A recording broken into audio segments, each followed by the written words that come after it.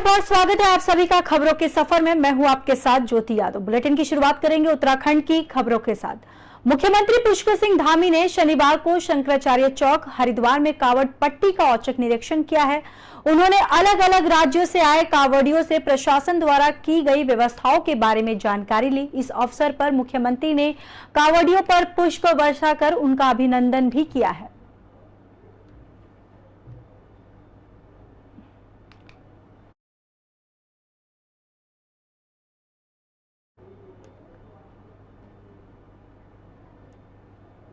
तो वहीं हाल ही में मुख्यमंत्री पुष्कर सिंह धामी की अध्यक्षता में कैबिनेट की बैठक की गई है, जिसमें कई मुद्दों पर चर्चा की गई थी।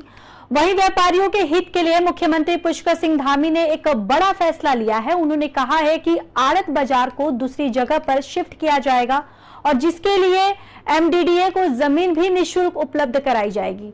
वहीं राजपुर विधायक खजान दास ने मुख्यमंत्री पुष्कर सिंह धामी का धन्यवाद करने के साथ साथ कैबिनेट के फैसले का स्वागत भी किया है।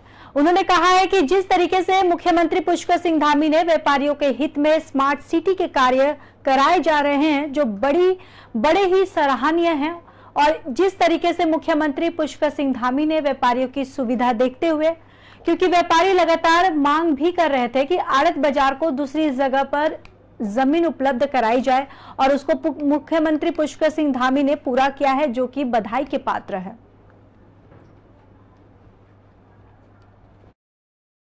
देखिए, ये लंबे अरसे के बाद इस तरह का डिसीजन माननीय मुख्यमंत्री श्रीमान पुष्कर सिंह धामी जी द्वारा लिया गया। आड़त बाजार को हटाना कोई छोटा मोटा काम नहीं है, क्योंकि हम बात करते हैं कि दिल्ली से 2.5 घंटे में और 3 घंटे में हम पहुंचेंगे भी और वापस भी 3 घंटे के अंतराल में आएंगे, किंतु आशा रोडी के पास जैसे हम पहुंचते हैं वैसे ही स्थितियां बहुत बिगड़ जाती है। ट्रैफिक जगह जगह जाम होता है, और विशेषकर जो हमारा जो क्षेत्र है, चाहे वो सहारनपुर चौक से लेकर के और आड़त बाजार का, चाहे रोडवेज बस स्टैंड तक बहुत बड़ी दिक्कतें होती हैं। बढ़ते हैं अगली खबर की ओर। उत्तराखंड में लगातार हो रही मूसलाधार बारिश को लेकर जहां एक और मौसम विभाग ने ऑरेंज अलर्ट जारी किया है, तो वहीं मुख्यमंत्री पुष्कर सिंह धामी ने लगातार हो रही बारिश को देखते हुए सभी जिलाधिकारी और आपदा प्रबंधन विभाग को राहत और बचाव के लिए कड़े निर्देश भी दिए हैं। उन्होंने प्रदेश में आने वाले सभी तीर्थ यात्रियों से भी अनुरोध किया है कि मौसम विभाग की भविष्यवाणी के आधार पर ही अपनी यात्रा का कार्यक्रम तय करें। उन्होंने आगे ये भी कहा कि प्रदेश में इन दिनों कावड़ यात्रा भी अपने चरम पर है और कई पार्किंग और अन्य जगहों पर जल भराव होने के कारण प्रशासन उन जगह पर सफाई व्यवस्था में जुड़ा हुआ है, ताकि कावड़ यात्रा सही तरीके से संपन्न हो सके।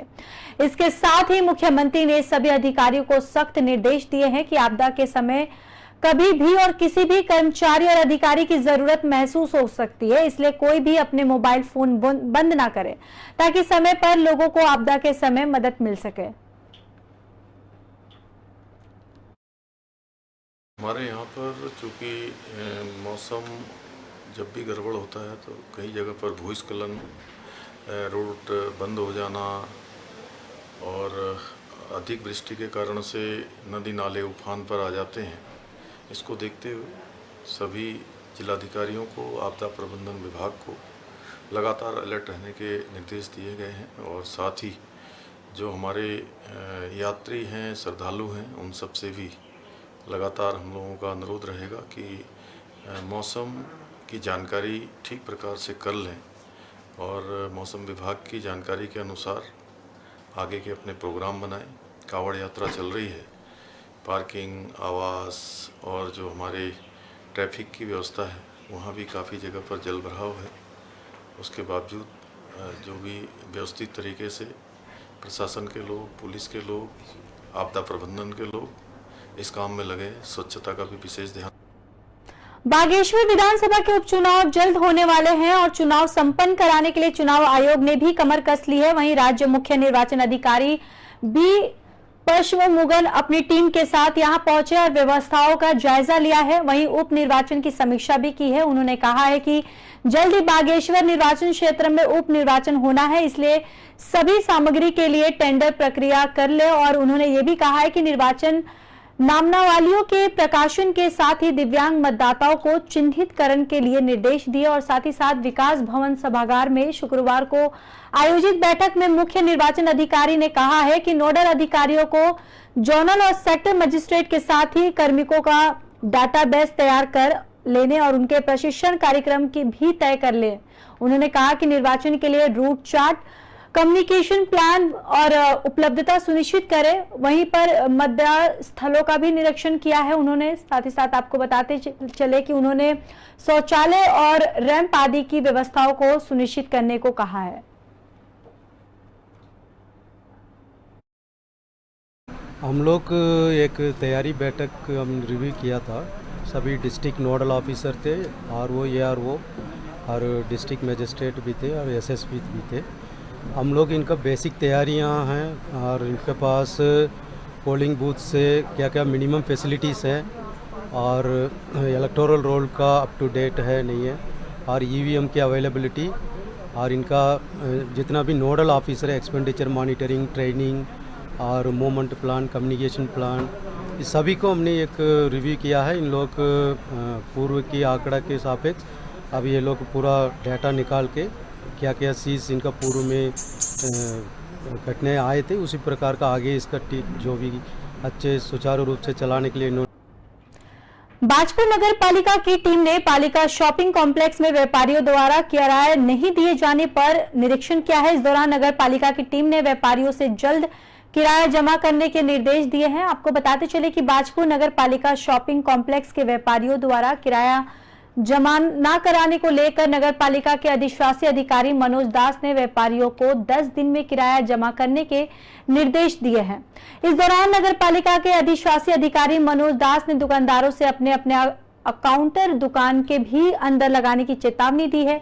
इस दौरान नगर पालिका और दुकानदारों के बीच तीखी झड़प देखने को मिली है। वहीं 27 दुकानदारों को अपनी अपनी दुकानें किराए पर देकर खुद रोड पर फड़ लगाकर दुकानें निरस्त करने की भी चेतावनी दी है। इसी दौरान नगर पालिका के अधिशासी अधिकारी मनोज दास ने बताया कि जो हमारे दुकानदार हैं, जो किराएदार हैं, पूर्व में इनके फल को हटाकर इनके दुकान दी जाए।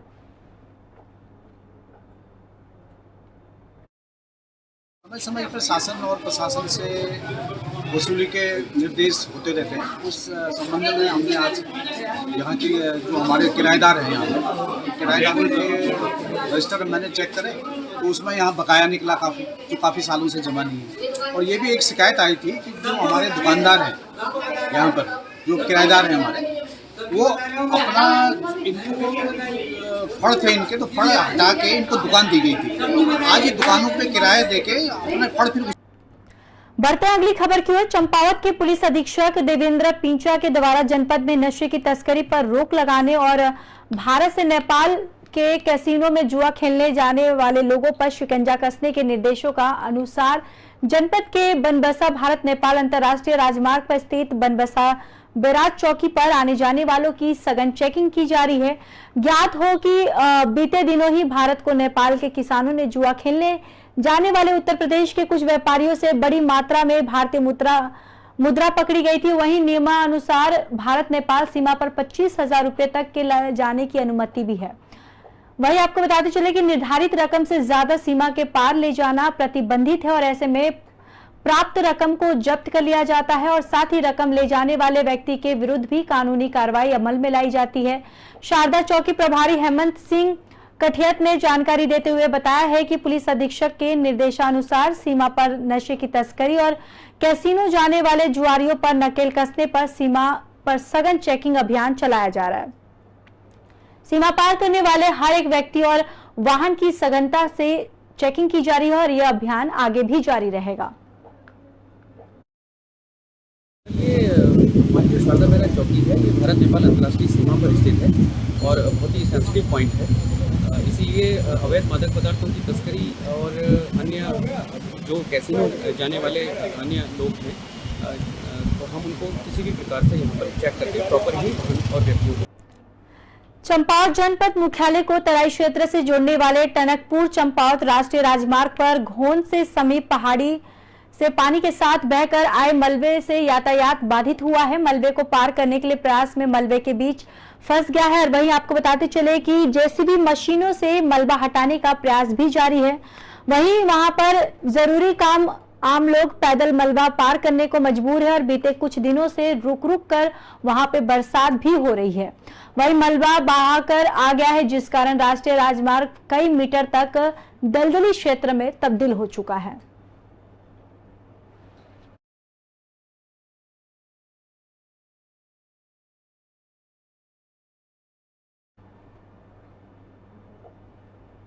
मानसून आने के बाद जिस तरीके से लगातार बारिश हो रही है, तो वहीं प्रदेश में टमाटर भी लाल हो गए हैं। इन दिनों टमाटर के दाम 100 रुपए किलो से पार 200 रुपए किलो तक बिक रहे हैं, जिस कारण आम जनता को अपनी जेब ढीली करनी पड़ रही है। लेकिन अब आम जनता को राहत मिलने वाली है, आज से शुरू हो गई है। आपको बताते चले कि देहरादून की निरंजनपुर मंडी में आज निरंजनपुर मंडी के निदेशक ने मंडी में टमाटर के 5 काउंटर लगाए हैं। इन काउंटर पर 50 रुपए से 70 रुपए किलो टमाटर बेचे जा रहे हैं और सस्ते काउंटर तब तक लगे रहेंगे जब तक टमाटर के दाम कंट्रोल में ना आ जाए। और वहीं इन काउंटर में अधिक से अधिक 2 किलो टमाटर बेचे जा रहे हैं और काउंटर में आने वाले ग्राहकों के नाम और मोबाइल नंबर भी लिखे जा रहे हैं, जिससे सस्ते टमाटर लेकर फूट कर दुकानदार कालाबाजारी ना कर सके। साथ ही लोग काउंटर पर सुबह 9 से दोपहर 12 बजे तक टमाटर खरीद सकते हैं और टमाटर के दाम उसकी गुणवत्ता पर तय किया जाएगा।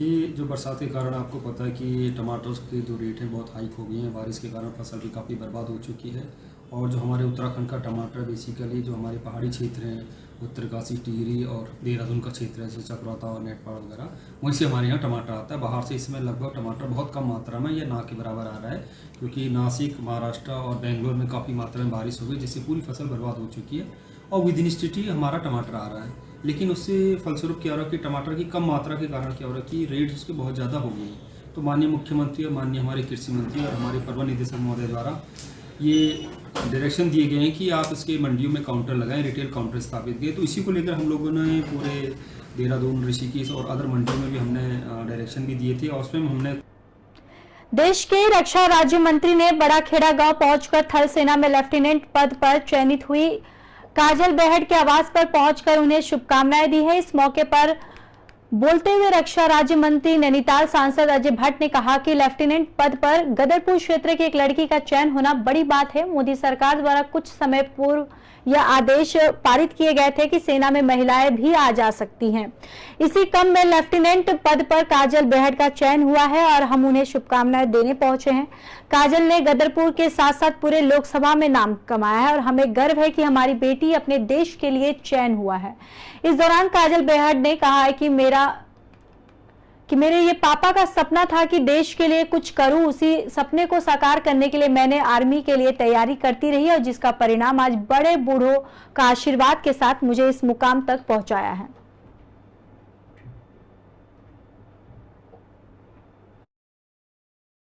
मैंने आर्मी इसीलिए चूज़ करी कि मेरे पापा का सपना था कि मैं एक ऑफिसर बनूं और मैं इसी पद से ऑफिसर बन के देश की सेवा भी कर सकती हूँ। और मेरा अपना भी सपना था कि मैं देश की सेवा करूँ, एक ऑफिसर बनूँ।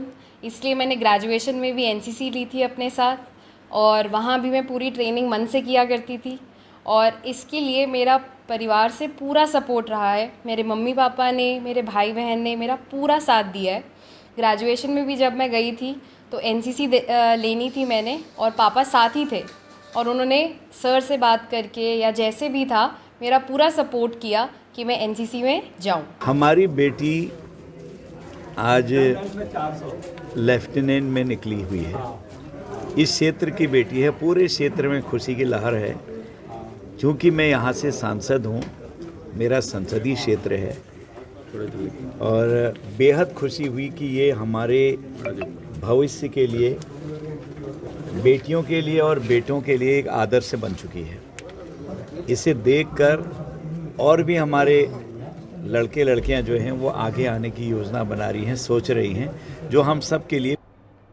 नवीन कृषि मंडी समिति के गेट पर आज बीजेपी अल्पसंख्यक मोर्चा के प्रदेश अध्यक्ष इंतजार हुसैन के नेतृत्व में एकत्रित हुए और दर्जनों कार्यकर्ताओं को प्रधानमंत्री नरेंद्र मोदी मित्र के प्रमाण पत्र वितरित किए हैं। इस दौरान मोर्चा प्रदेश अध्यक्ष इंतजार हुसैन ने कहा है कि साल 2014 में प्रधानमंत्री नरेंद्र मोदी ने देश की सत्ता की बागडोर संभाली। उनके कार्यकाल में भारत ने खासी उन्नति की है और देश ही नहीं विदेशों में भी भारत का डंका बज रहा है। प्रधानमंत्री नरेंद्र मोदी कार्यकाल के 9 साल पूरे हो चुके हैं। बीजेपी कार्यकर्ताओं 9 साल की उपलब्धि जनता को बता रहे और सेवा की संकल्प का मंत्र जनता तक पहुंचाया जा रहा है। इसी दौरान बीजेपी अल्पसंख्यक मोर्चा ने मोदी मित्र बनाए जाने का कार्यक्रम आरंभ किया है। ये मोदी मित्र प्रधानमंत्री की जनहितकारी और विकास परक सोच, नीतियों और योजनाओं को समाज के अंतिम व्यक्ति तक पहुंचाया जा रहा है। वहीं इंतजार हुसैन ने बताया कि फिलहाल समूचे प्रदेश में 1 लाख मोदी मित्र बनाने का लक्ष्य है, लेकिन ये कार्यक्रम 2024 तक अनवरत जारी रहेगा। उन्होंने कहा कि मोदी मित्र बनने का सिलसिला लगातार जारी है। जितनी तेजी से अल्पसंख्यक समुदाय के लोग मोदी मित्र बन रहे हैं वो अपने आप में एक मिसाल है।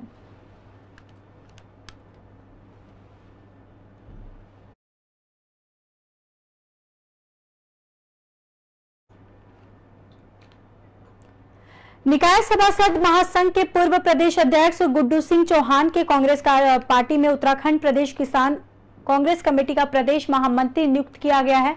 मीडिया में बात करते हुए इस अवसर पर गुड्डू सिंह चौहान ने कहा है कि वो किसानों के हितों के लिए हमेशा संघर्ष करेंगे और आगामी निकाय और लोकसभा चुनाव के लिए कांग्रेस पार्टी को मजबूत करने का काम भी करेंगे।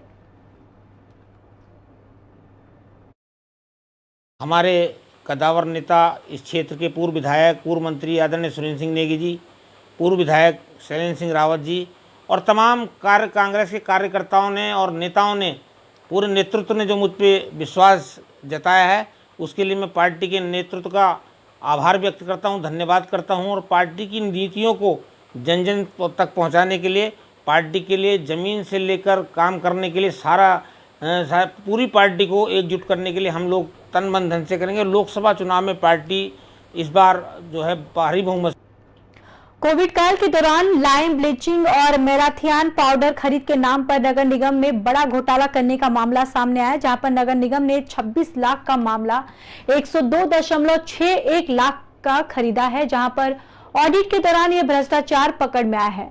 वहीं पूर्व पालिका अध्यक्ष दीप शर्मा ने मामले में संबंधित दस्तावेज प्रस्तुत करते हुए दोषी के खिलाफ सरकार से कड़ी कार्रवाई की मांग की है। चेतावनी भी दी है कि अगर सरकार ने मामले में एक्शन नहीं लिया तो ये कोर्ट जाने के लिए मजबूर होंगे। और आज पूर्व पालिका अध्यक्ष दीप शर्मा ने नगर निगम ऋषिकेश पर बड़ा घोटाला करने का भी आरोप लगाते हुए प्रेस वार्ता की है। इस दौरान दीप शर्मा ने आरोप लगाया कि नगर निगम में पहले भ्रष्टाचार का मामला लेकर वो मीडिया के सामने आई। यह भ्रष्टाचार किसी मनगढ़ंत आरोप के आधार पर नहीं, बल्कि नगर निगम में किए गए ऑडिट की रिपोर्ट के आधार पर उजागर हुआ है।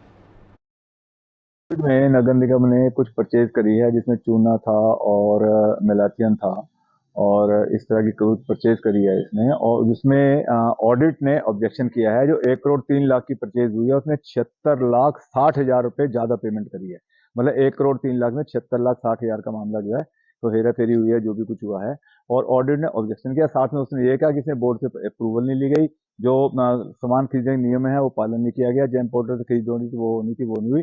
और उसने नगर निगम ने जो जवाब दिया उसने कहा कि हमने कोविड में ये खरीदा है और सक्षम प्राधिकारी से इसकी अप्रूवल लेकर हमने जो है सामान खरीदा है। और लेकिन देहरादून राष्ट्रीय राजमार्ग ऑल वेदर रोड पर जगह जगह मलबा और बोल्डर के आ जाने से यात्रियों को खासी दिक्कतों का सामना करना पड़ रहा है। वहीं प्रशासन की ओर से मलबे की सफाई के पुख्ता इंतजाम न होने के कारण यात्रियों को भारी दिक्कतों का सामना करना पड़ रहा है। वहीं आपको बताते चले कि मार्ग खोलने के लिए यात्रियों को खुद ही बोल्डरों हटाकर और मशक्कत करनी पड़ रही है। यात्रियों का कहना है कि बरसाती सीजन में कोई अनहोनी ना हो, इसको लेकर प्रशासन की ओर से ऑल वेदर यात्रा मार्ग पर जेसीपी की पुख्ता इंतजाम किए जाने चाहिए, ताकि पर्यटकों और आमजन को आने जाने में दिक्कतों का सामना ना करना पड़े। सर ऐसे पहाड़ी गिर गई है, हम रास्ते चल रहे थे, हमने पत्थर उठाए साइड किए और बहुत शुक्र है भगवान का कि किसी के ऊपर नहीं गिरे। तो कहीं बहुत बड़ी चट्टान गिरी है। तो कोई जेसीपी वगैरह नहीं है इधर आसपास? इधर कोई कुछ खड़ा नहीं है। हम हाथों से उठाई है, पैर को भी चोट लगी है। अच्छा, खुद गाड़ी वाले आज ट्रक ड्राइवर, हाँ ट्रक ड्राइवर आराम से खड़े होकर उसको साइड किया। यात्री आ रहे हैं, यात्रा जाने वाले इसलिए हेल्प कर रहे हैं। तो क्या कहना चाहेंगे जो लोग यात्रा पे चल रहे हैं? यात्रा ये आराम से चलो, जल्दबाजी ना करो। पहाड़ी एरिया है, कोई दुर्घटना घट जाए वो बाद में क्या। पुलिस चौक के 82 थाना मुन्नी किरोती द्वारा एसडीआरएफ को सूचित किया गया है कि आपको बताते चले कि उत्तराखंड नंबर का मैक्स वाहन जो सोनप्रयाग से ऋषिकेश आ रहा था, जिसमें चालक सहित 11 व्यक्ति सवार थे, वहीं अनियंत्रित होने से मालाखुटी पुल के पास होटल आनंद काशी के बीच में राष्ट्रीय राजमार्ग से नीचे गंगा नदी की ओर खाई में गिर गया। उक्त सूचना पर पोस्ट ढालवाला में इंस्पेक्टर कविंद्र सजवार और पोस्टर 82 से एसआई इंद्र चौहान के साथ एसडीआरएफ रेस्क्यू टीम में नए आवश्यक उपकरणों के त्वरित रेस्क्यू ऑपरेशन घटनास्थल पर किया गया है। और आपको बताते चले कि अब घायलों को रेस्क्यू कर एम्बुलेंस द्वारा अस्पताल भिजवाया गया है। वहीं आपको बताते चले कि अलग अलग स्थानों के रहने वाले और विगत रात्रि के सोनप्रयाग से एक मैक्स गाड़ी में बैठे हुए थे, जो वहां पर ये दुर्घटना हुई है।